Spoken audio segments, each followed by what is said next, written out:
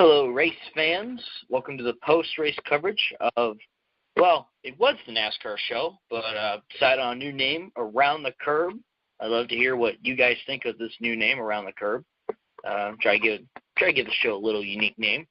So welcome to Around the Curb, formerly known as the NASCAR show, here on the Grueling Truth, where legends speak. I'm your host, Alex Gray, along here with Bobby Sheridan of the Sheridan Report to discuss the races this past weekend at Auto Club Speedway in Fontana, California. We'll discuss the Xfinity race first. That was Saturday. Winner there was Cole Custer, getting his third career NASCAR Xfinity Series win. Kyle Busch led most of the way until having a longer pit stop, which led into a speeding penalty, or no, it wasn't a speeding penalty. It was uncontrolled tire penalty that sent Kyle Busch to the back. He was able to finish in second. Christopher Bell was third. Tyler Reddick fourth. Chase Briscoe fifth. Austin Cindric, Brandon Jones, Ryan Preece, Justin Allgaier, Justin Haley, rounding out the top 10 in the NASCAR Xfinity Series race, the Production Alliance 300. Speaking of Cole Custer, he was actually on standby for Austin Dillon for today, Sunday's race. Apparently Austin Dillon was not feeling well, but it seems that he was able to run the whole race. He started the race on the pole, and when he got out of the car, he was taken directly to the infield care center. Austin Dillon, Bob Pockrass retweeted what Austin Dillon said. He said, "Really thankful for all the NASCAR infield care center staff. They definitely helped me finish that race. Some type of flu bit me bad. The adrenaline was worn off and the pain was setting in. It was worth it. It was worth our first top 10 of the year. Good job, #3team. So it's good that Austin was able to hang in there. And then the NASCAR Cup race, there's been a lot of talk, of course, about Kyle Busch winning his next race would be number 200 across all three series. And in which Kyle Busch did make that happen today. He made history, winning his 200th race across all three series, winning like 94 Xfinity races, I think 52 or 53 truck races, and about 54 Cup wins. Probably got those wrong, but relatively close.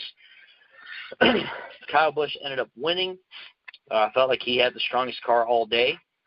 I believe that is also his second straight win. Yep, that's the second straight win, too. He won last week. Joey Logano in second. Brett Keselowski third. Kevin Harvick fourth. Ryan Blaney fifth. So it's Toyota, Ford. Kurt Busch finished in sixth. He was the highest finishing Chevrolet.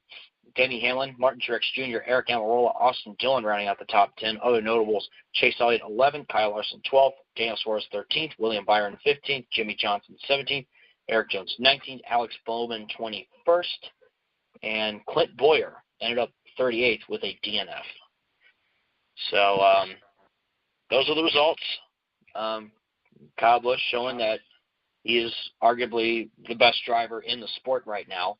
He's definitely proved that for quite some time. You know, whether you like him or hate him, you have to respect him as a driver. Bobby, what do you think? No doubt. I the guy's in his zone right now, and he made a comment getting out of the car today. I don't know the exact quote, but it was something along the lines of, "Had we not had that trouble yesterday?" And he alluded to the trouble they had yesterday and last week in the one race he didn't win. I think it was the trucks or something. They had trouble on that thing too, or maybe it was the Xfinity race, but whichever two he lost. He won 3 of the 5 races. He really, I think he finished second in the other 2. So he made a comment about, look at the winning streak we'd be on. I mean, to do what he's doing right now, he's just dominating, and it takes a whole team. Jeff Gordon talked about, you win at California, it takes a whole team, to really have a great day. And what a great car he had, and he won as the favorite today. He was plus 300, which means 3-1 favorite. So $100 would get you back 300, and that's not a bad bet in a basketball game, but in a car race, that's pretty low odds. And he got it done. And you mentioned Cole Custer yesterday. The odds on that, you could have got 6-1 on Cole Custer, and that's a great price. And Alex, you tweeted that out that it was going to be Cole Custer if it wasn't Kyle Busch. So yep, congrats I said to you on that. And Cole was 6-1 shot, and Kyle yesterday was actually minus 140. So that's the lowest I've ever seen a race car driver in a race. So Isn't that crazy that, he wins today and doesn't win in the Xfinity? Yeah, just goes to show you racing. Oh, yeah. I mean, I won't lie. I was kind of like, I think Kyle Busch is going to have another dominant day. And then things kind of shook up when he had that penalty. And, of course, I did say that Custer or Bell would win if it wasn't Busch. So, and Custer was first and Bell was third, two drivers who I think will be stars in the Cup Series pretty soon. So right. I could see Custer and Bell potentially being Cup drivers as early as next year, full-time. Next year, wow. I'm really anxious to see Christopher Bell because I watched him race at the Turkey Night Midget Grand Prix a couple years. He and Larson have had some duels in that thing, and that's close to my home. It's here in Southern California, and I've seen it 7 or 8 times in my life on Thanksgiving, and the last couple years I've watched it on pay-per-view. Not on pay. Yeah, I guess it's pay-per-view. Speed Shift TV. They do a great job for those that may not be familiar with that, and I really am interested to see his career, and he finished third yesterday, and my selection in the Cup race today at 8-1 was Logano, and he finished a real good second. So I feel good about his showing. Yeah, Logano, Penske again. All three of their cars was in the top 5. Logano second, Keselowski third, and Blaney in 5th. Penske definitely one of the most dominant teams right now, for sure. Alex, did you happen to see Joe Gibbs after the race? He and his crew, they were huddled up and they did it almost looked like a football huddle or something. Did you see that? Makes sense. Joe Gibbs was the coach of the Redskins for the longest time. That's right. And they huddled up and had a little words with themselves, and then they brought out the 200 flag. It was a flag that signified his 200th win, and he went around with that. I thought that was really cool. Yeah, that was a pretty cool moment. Like I said, whether you like him or hate him, Kyle Busch is he should. I watched him when he had I think he had like a pit road penalty. And he had a pit road penalty for speeding, but there were times where I saw him just driving through the field, and he's just so aggressive, and that's what makes him successful. He was dicing through everybody. He would restart in like 19th. He'd be up to 13th in like one lap, just cutting through, and that's typical at Auto Club since it's rather more wide open. And by the way, at the start of the race, they did like a little fan salute. So during the pace lap, they all lined up 5 by 5 by 5, like a short dirt track kind of thing. Oh, that's cool. Yeah, you should look.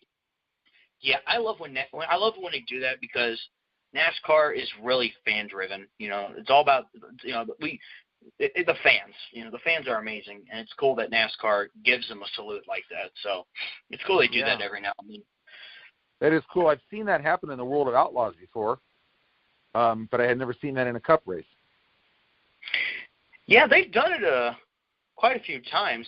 I'm trying to remember. Oh, wow. I remember I always love when they do moments like that. Of course, back in similar moments back in 2001, every race after Daytona, they did a silent lap 3 for Dale Earnhardt. 2011 at Richmond, laps 9 through 11 they did silent laps in those 3 laps to remember the 10-year anniversary of September 11th. So and watch the summer Daytona race, the Coke Zero 400. What they do is last couple of years they've lined the cars up on pit road single file, and the troops stand down there in pit road, and they just kind of like do a pretty cool salute there, which nice. really gives my appreciation for the sport and how caring they are for those who have fought for this great country and those who have served, and even those who celebrate this sport and the fans who love it, including myself. So I love moments like that in NASCAR, and I think that's what makes NASCAR special. Yeah, I would agree. Did you happen to notice that the fan, I didn't see the attendance listed, but I can only tell you that it looked pretty full, at least on that front straightaway area. Auto Club seats a tremendous amount of people, but in the grandstand that they had open there, it looked pretty packed. Yeah, last year's race was pretty packed too. I thought a good amount of people were there at the race. Looked empty in the turns, but overall, I thought it looked good. Speaking of inspection, Cup Tech is done there. Kyle Busch is the official winner. No issues except Hamlin's car was missing a lug nut. Kyle Busch and Keselowski's cars were taken to R&D for evaluation, but that is so NASCAR can look and determine any trends for penalties.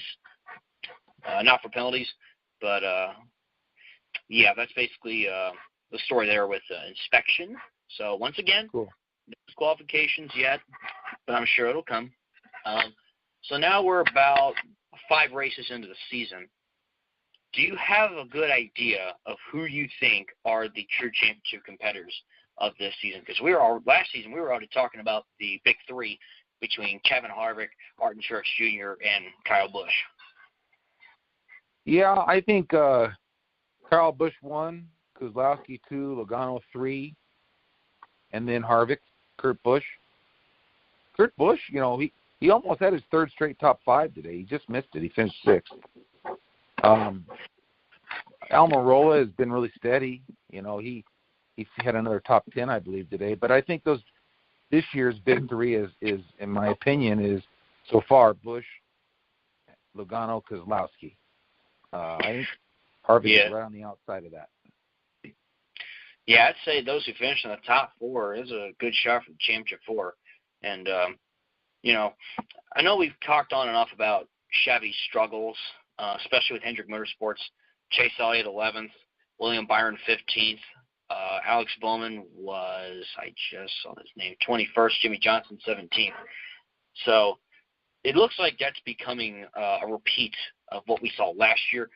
Still early in the season. I don't know if we should be concerned. Although with the Zero package, it looks like RCR has shown a little bit more speed, as well as Roush. Stenhouse finishing 14th. Chase Elliott 11th, which I actually have Chase Elliott being a championship 4 driver because he's come close the last couple of years. I still believe Chase Elliott will go out and win races this season. I still believe he'll win. Yeah, I still think he wins about 2 to 4 races. That was my prediction. I felt like it. That's a huge amount. You're going on the limb there. Yeah, I feel like I am. But then again, last season, he won at Watkins Glen. Then he won those 2 races into the chase, in the playoffs. So I felt like, okay, he's probably going to be a hot driver coming into the season. And so far, Hendrick's been kind of quiet. So maybe I'm wrong there. Maybe it'll come. What about Ryan Blaney? I don't know which of the broadcasters today, but I did hear that one of them, maybe it was Waltrip. He was on the broadcast, right, Waltrip? I think he did. Yeah, I think he did say that he thought Ryan Blaney would win a couple races this year. They were really speaking highly of Ryan Blaney. Yeah, I think he will too. I think Blaney is certainly a driver to look out for. He won the Charlotte Roval race. I'm kind of surprised he didn't win more races besides that, but I think Blaney will get a couple wins this season. There's a good chance we may see some of those younger drivers break out into the seams like Daniel Suarez. I think he could potentially pop out a win. Don't count out Eric Jones driving for Gibbs. So, yeah, obviously, the veterans pretty soon will be, Kyle Busch, Logano, Keselowski. And then you got a bunch of the young guys like Blaney, Dillon, Elliott, Larson, Suarez, Byron, Busher, Bowman, Jones, so on and so forth. So Ryan Preece too, correct? Yes, Ryan Preece. He finished in 23rd. Yeah, I think we alluded to the 2 next maybe young stars, though. I think when Custer and Bell hit the scene, I think they're going to be just outstanding. Yeah, I think those are definitely a couple drivers to look out for, as well as John Hunter Nemechek. I think John Hunter Nemechek's really good. He really pushed his dad's equipment in the truck series and done pretty decent. Another driver, of course, he'll be racing in Texas in the Xfinity Series, is Jeffrey Earnhardt. I'm very impressed with him in his 2 races he's ran so far. So Texas, he will return in that Xfinity race, but I believe he's going to drive an Extreme Concepts racing team, which is, full technical alliance from Gibbs, so he'll have the same equipment. But instead of 18, he will be number 81, which, fun fact, Dale Earnhardt Jr. drove that number in the Busch Series once upon a time. Oh, wow, that's cool. Yeah, I heard you and Steve talking about him on one of the other shows, a couple shows ago, and anxious to see him, what he's got. Yeah, I definitely want to see him running some more races. I think he's slowly starting to really prove himself. He's got some really good equipment, probably the best equipment in NASCAR, which because I know, I believe that with Jeffrey coming in, it was like, okay, this is where he proves himself. Daytona, led most of the first stage up until the last lap. Atlanta, contention to win. Outside line on the restart, wasn't in his favor. Finished sixth. So, we'll see how he does at Texas. And, of course, before that, we're going to look towards Martinsville, which we'll talk more about on Wednesday. The paperclip, as people call it. Basically the first short track stop on the schedule. And Wednesday we'll talk about who we think could be favorites. Great. To win. Okay. So, I'm looking forward to that paperclip race. I've heard my dad talk about that. And is that always a fun race to watch? Is there a lot of passing there? How does that race usually go down? Oh yeah, you'll be lucky to have your car with no scratches or dents on it. A lot of beating and banging. Tensions will get high. I've seen that on multiple occasions. Go back to the fall of 2017 with Denny Hamlin dumping Chase Elliott. Of course, both of them were in the championship at the round of 8 at the time. That kind of sparked a little rivalry between those two at the end of the season there, between Hamlin and Elliott. And then, of course, the wreck at the end of the race, which I believe Kyle Busch ended up winning that race. Martinsville is a very fun track. You're going to see, and of course, it's a short track. This is something that a lot of fans want to see more of. So I think Martinsville is going to be a very fun race. Oh, cool. Is that on a Sunday or is it on a Saturday? That race will be on a Sunday, March 24th, 2 o'clock Eastern Time. Okay, good. And lastly, with Kyle Busch, I listened to this before we started our show here. It's on NASCAR's YouTube page. Kyle Busch saying it's difficult to compare athletes from different eras because I know a lot of the discussions, and it's probably going on Twitter right now. If who's better, Kyle Busch or Richard Petty? I personally believe you can't really say who's better. You can argue for, what you may believe in. Kyle Busch says it's difficult to compare athletes, citing one example in basketball between LeBron and Michael Jordan, obviously.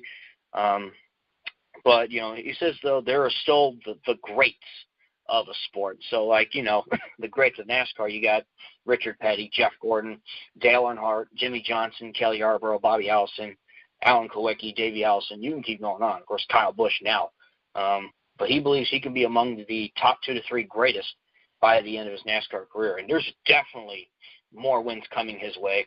I think Kyle Busch will definitely be at least a 3 or 4-time champion by the end of his career. So it was interesting for Kyle to say that.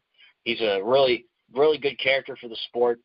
He's a typical driver. You either like him or you hate him.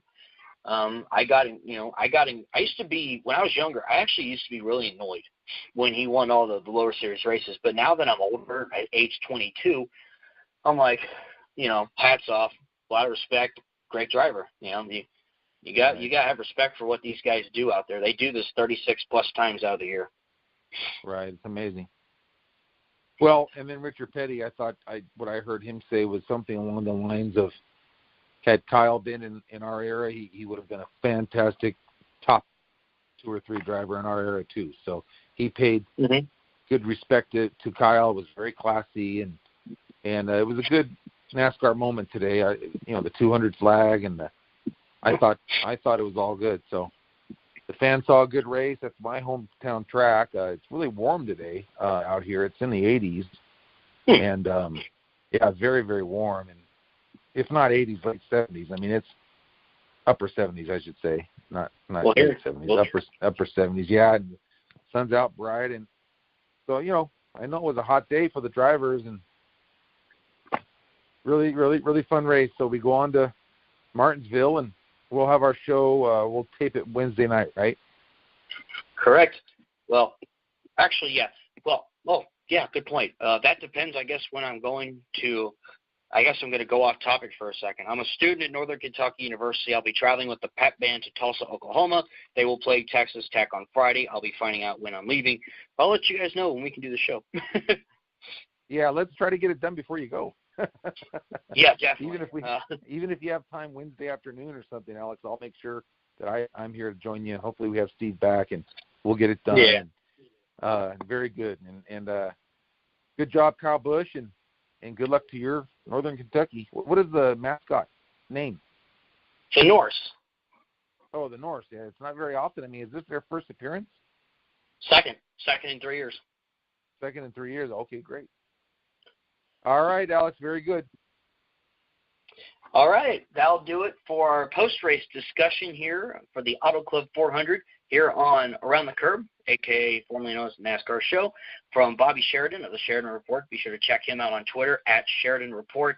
My Twitter is AlexGray83. That's Alex, Gray, 83, right there on Twitter. Besides that, that'll wrap up today's show. Thank you guys so much for listening, and we'll see you next time.